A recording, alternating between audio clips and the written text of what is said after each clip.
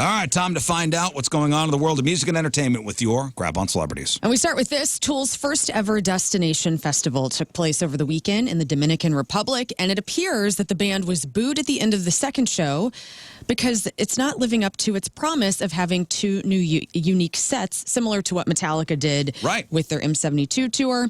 So Tool in the Sand Festival was in Punta Cana on Friday. They were there with Primus, Coheed and Cambria, Mastodon, and many more. Friday was great. People loved it. Great set. They did Schism, Stinkfist, Vicarious. Well, they only played 10 songs. 10 song set. On Friday night, which, okay. Fine. But hey, if I'm I'm a huge Tool fan. I've come to Punta Cana for Tool's first ever music festival. Fine, I get Friday night, 10 songs. Okay, each song is like 20 minutes long. Okay. Yeah. But hey, I'm looking forward to Saturday night. I've come all this way, huge Tool fan, remember?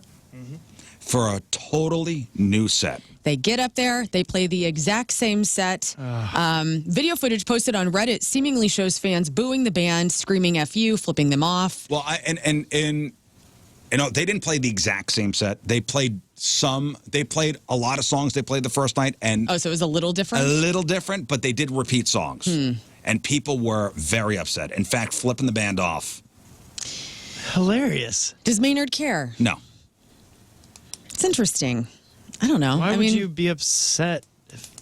Why would you be upset? What do you mean, why would you be upset? If I was promised... Well, they're still playing different songs, but they play a few of the classics. They were promised 2 unique sets. Okay. And when Metallica, when they were here a couple years ago, they played one set on the Friday and an entirely different set on Sunday. Okay. 0 repeats. Right. And that's what you'd expect when you go to Dominican Republic. Well, if that's what's being promoted, you would think that's what's happening. Promoted, that's a bummer. It is a bummer. Mastodon's co-founder Brent Hinds has left the band after 25 years, and I guess it was a mutual thing. The band says, we're deeply proud of and beyond grateful for the music and history we've shared, and we wish him nothing but success and happiness in his future endeavors. His now former bandmates wrote on social media, we are all still very inspired and excited to show up for fans in this next chapter of Mastodon as we move forward. You like them? I do like Mastodon. In fact, I saw Brent Hinds walking across Del Mar. I haven't seen Mastodon in a long time, but the last time I did, there at the pageant, and he had such a unique look. He's, real tall, like red hair, I believe. And did he have the big beard? I don't think at this time. No. He didn't. No, he's not. No, not the big bearded guy. He's not the big bearded guy. He's the tall guy in the band. But, yeah, I like Mastodon, and I like him, so I don't know what's up, but I guess it was amicable. This is really sad because I hope to go see a band at the Sphere in Vegas. It is a destination concert for me, much like Red Rocks and the Gorge.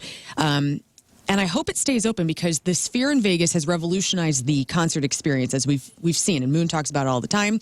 But they're facing financial problems after opening its door less than 2 years ago. So building the Sphere in Vegas cost $2.3 billion after opening in September of 2023. That makes them have around $1.5 billion in debt as of now. Okay, so analysts believe that the shine of the Sphere has worn off and that it's caught itself in appealing to a very narrow range of these bigger selling acts who demand a high ticket price.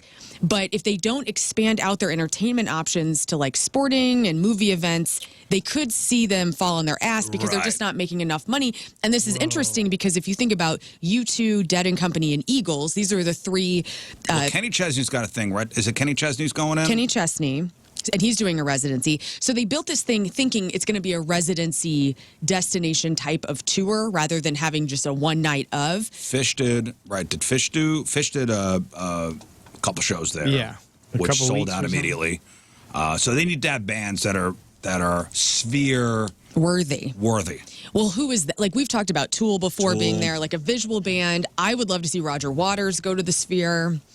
But who else? Like Lady Gaga, 9 Inch Nails. What's a visual band that would do well?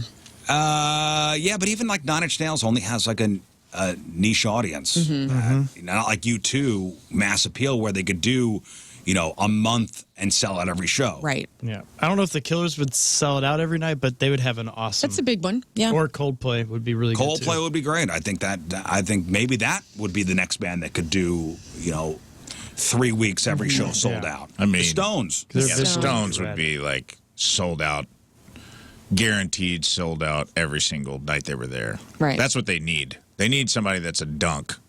But that's a limited list still. I mean, because once you do a residency at the Sphere, you're not going to do it for many more years. You know, like you don't want to do it too often. You want to stay there for a couple of months. I think when there are no bands there, I remember they did a UFC pay-per-view there. So they did a sporting event. They did a live sporting event inside the Sphere. I think when there's no bands in there, they do like a nature. It's like a nature kind of experience. Yeah, like a submersive type of thing. If they could get Fleetwood Mac, if they could get them back together to do a Sphere show, man, that would be huge. Yeah. Or what's remaining anyway. Same thing with Metallica, I think would crush. Metallica would do good. Yeah. If they did a Metallica one, that would be awesome. Well, I hope it doesn't close down before we all get to experience it. That'd be wild. That would be wild, and what a waste. Faster Pussycat singer Taime Downe has been cleared, of any wrongdoing in his fiancée Kimberly Burch's death last week. The Hollywood Reporter says that the video from the Royal Caribbean's Explorer from the Seas shows Burch jumping off the ship on March 2nd. The Explorer of the Seas is registered in the Bahamas, which gave jurisdiction to the Nassau police, and they reviewed the ship's video, did an investigation, which cleared the lead singer of Faster Pussycat. Just awful. Just a terrible thing. He was in an argument with his fiancée, and then she jumped off the ship. Yeah, I read an article with Ricky Rockman. Remember him from Headbangers? Well, I guess they were like best friends. And he says they had a very complicated relationship. Sure. A lot of turmoil. A lot of turmoil, tumultuous relationships. That's very sad. It is very sad. Obviously Taylor Swift would sell out that dome. Oh, yeah. That Sphere for years. Yeah. She could just be. That's how they're going to get their money back. Why haven't they booked her? But I mean, she just came off a tour where she made like $3 billion. Why would she? She can do whatever she wants. I don't know. Yeah. Save the Sphere, Taylor. Let's go. She loses money going into the Sphere. Guess how much it would cost you to become Gene Simmons' personal assistant and band roadie for the day? Wait, so I'd have to pay him? Here's what you're going to do. That's a good Here's deal. what it is. You get to meet with Gene and his band to go over the band's day of show schedule. Position on his team crew for the entire day. You get a crew member shirt, a hat, a VIP laminate. You get to eat with Gene Simmons. You get to have transportation to the venue with the band. You set up the show. You have backstage access, sound check, etc. What a racket. Simmons is going to introduce you on stage. You get photos, blah, blah, blah. You can bring a guest. How much do you think you need to pay Gene to work for him for an entire day? What a racket that is. Gosh. This is a new low for Gene Simmons, in my opinion. This is hilarious. Move over, Kiss Casket. It's working for...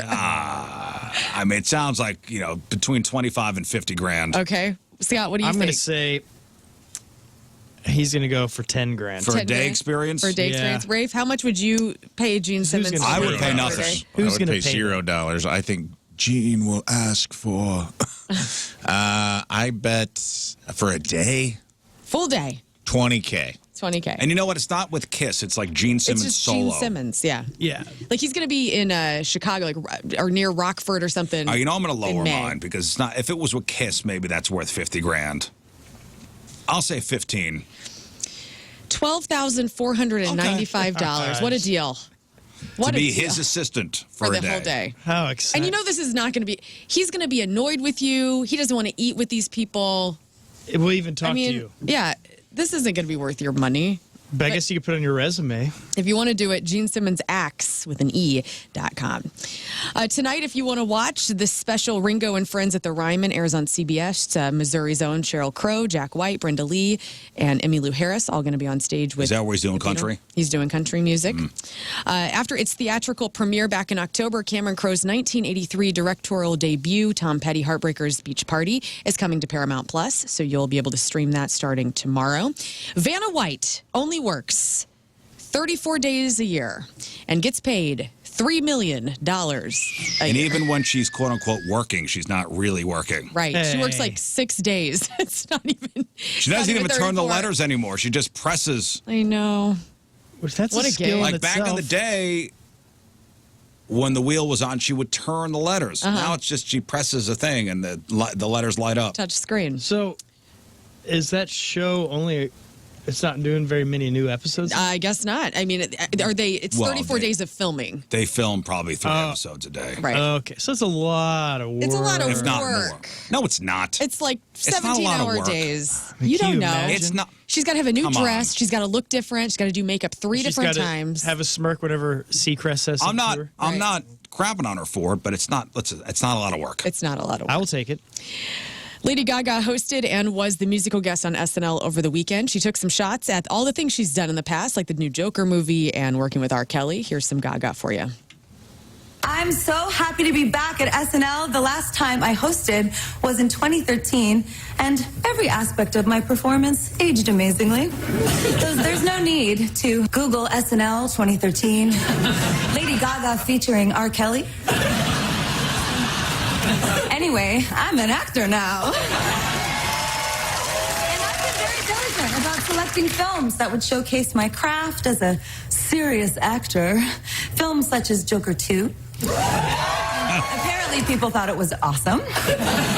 Joaquin and I even got nominated for a Razzie, which is an award for the worst films of the year. So we won for worst on-screen duo.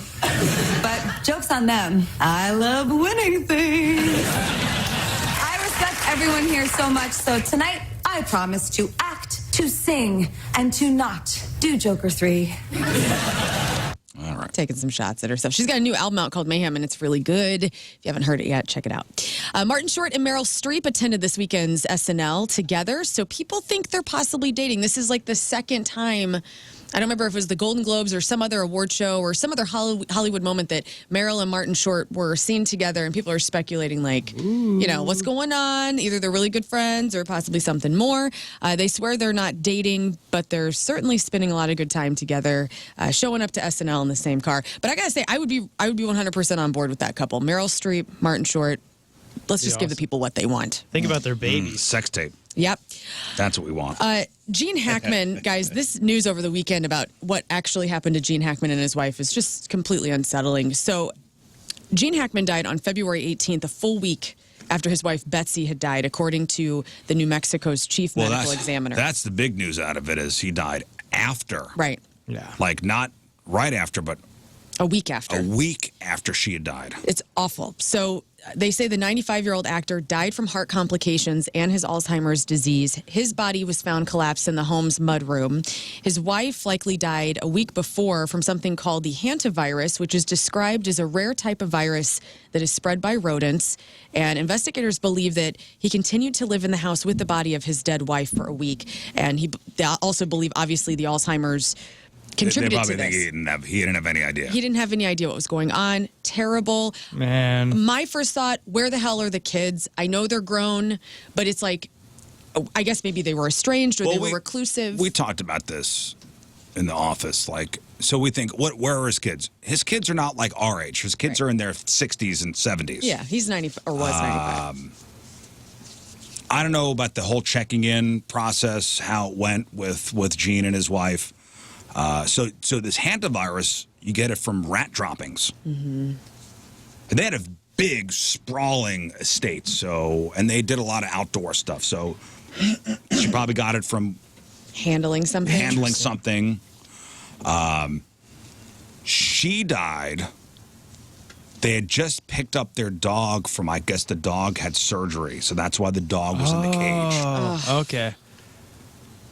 So the dog perished because the dog was malnourished and dehydrated. It's terrible. Jeez, but. So she died. He had advanced Alzheimer's, they're saying. So he probably had no idea. It's so terrible. Just what a terrible way to go. Everybody involved. The virus, the in the cage, and then the Alzheimer's, just not knowing what's going on. Just disaster. Robert Pattinson's Mickey 17 has dethroned Captain America Brave New World 3 weeks in the run for box office. It wasn't a huge win for the sci-fi comedy, though. It only earned about $19 million in its opening weekend, but I still think it looks kind of cool. James Cameron says the next Avatar will be longer than the last one, which was only 3 hours and 12 minutes. So prepare yourselves for that. What is this? This is the new Avatar that he's going to be releasing. Oh, by the way, it's hantavirus. Not Hanta. Hanta? We're in the Midwest. We say hantavirus. Whatever. And finally, with baseball season just weeks away, the home opener here in St. Louis will be March 27th. The Hollywood Reporter put together the list of the 10 best baseball movies. Somehow Major League isn't on this, nor is The Sandlot or Naked Gun, which would be on every baseball list. So Sandlot is not on there, nor Major League, which is... So is this like... Is it all serious movies? Okay. Yeah. they're pretty serious, yeah. So it's got to be like a Field of Dreams. Field of Dreams. Yeah. Field of Dreams. No. Okay. No way. Okay. A League of Their Own. League of Their Own is number 6. Of course. The Natural. The Natural is number 5. Excuse me. Give me Bad News Bears. There is Bull Durham. Bull Durham is number 3. There is Perfect Game. Perfect Game. No. Another Costner movie. Angels and the Outfield. No. 42. The Rookie. Of course not. The 42 is not on there? No. The Wow. Babe. No Babe. 60, 61. No numbers. Okay, so 8 Men Out is not in there. Let's... I'm sorry. No, 8 Men Out. It's Okay, number good. 1. Oh, 8 Men Out is a great movie. That's a Really? great That movie. one's awesome. I would not put that as a number 1 baseball. It's a great movie, I've though. never It's a heard good of movie. 8 Men Out. Oh, that's Shoeless Joe Jackson, Ray Liotta. Yep. Oh. Which he got to play That's twice. right? the Black Sox scandal where they were caught gambling on the World Series. They were banned. So he's played from that character baseball. twice, which is pretty cool. What are we missing? What number? There's a Japanese movie called Boiling Point. Oh, what about Mr. Baseball with Tom Selleck? Yeah. Mr. Baseball. Number 2. There's a couple of, there's one movie. Number 2 is a movie I've seen with Brad Pitt. Oh, Moneyball. Moneyball. But then the rest of these I never heard of, which doesn't mean anything because I don't watch these kind of movies. But The Pride of the Yankees. Oh, great movie. Number 9. That's about Lou Sugar. Gehrig. Sugar from 2008 is number 8. Bang the Drum Slowly from 1973 is number 7. And the last one on this list that we didn't get is Fear Strikes Out from 1957. Okay. Dumb list. All right. And no Major League, nor Sandlot. They wanted That's- just serious stuff here. All right. Thank God. Celebrity celebrating a birthday today. Justin Herbert, who is the Los Angeles Chargers quarterback, is 27 today. Bad Bunny is 31. Carrie Underwood, 42. Breaking Benjamin vocalist Ben Burnley turns 47 today. Robin Thicke, the Blurred Line singer and Masked Singer judge, is 48. Timbaland, superstar rapper and producer, is 53. St. Louis's own John Hamm, Hamm. who was on the Blues telecast Saturday Yeah, night. how about Looked that? rough a little bit, right? I saw well- a still shot from somebody tweeted All I this. saw was Jamie Rivers sitting next to him making googly eyes. Yeah, with his Well, he had his river hat on. Did you see that? Yep. St. Louis' own John Hamm is how old? Oh, I don't know. Ooh, I hope he's, let's say 53. That's a good guess. I'm going to go with 54. 56. 54. Oh, Wow, you know well so done, much about Scott. John Hamm. I know a lot about John Edie Hamm. Brickell. Hamhead. Edie Brickell, who is married to Paul Simon. Remember, she had that song, What I Am is What I Am. She is 59 today. Jeff Ament from Pearl Jam is 62. Rick Rubin is 62. Sharon Stone is 67. We were talking about Gene Simmons before. His wife, Shannon Tweed, is 68 today. She's so pretty. Tom Scholes from Boston. Oh. is 78 today. And Chuck Norris, it's his birthday today. And how old does Chuck Norris turn? Give me 81. 150 years old. 81, 150. Chuck Norris's birthday celebrates him. That's right. Yeah. How old is Chuck Norris? 100 years old. 100 years old. He is 85 today. Happy birthday, Chuck Norris. All right, today's porno birthday, which is being brought to you by Patricia's, where fun and fantasy meet, is Mickey Lynn. Today's birthday girl has been in 240 fine films, including Anus the Menace, Beaver and Butt Cheeks, The Butt Sisters do Hawaii, and a foreign film called Chateau du Cheeks. She was in Cougars and Cuckolds 4, Dr. Butts 3, Heine's Heroes, Wet Spots 7, and who could forget a role in 1996's Splattered. Mickey Lynn is 53 years old. That's your porno birthday. Those were your crappy birthdays, and that was your crap on celebrities.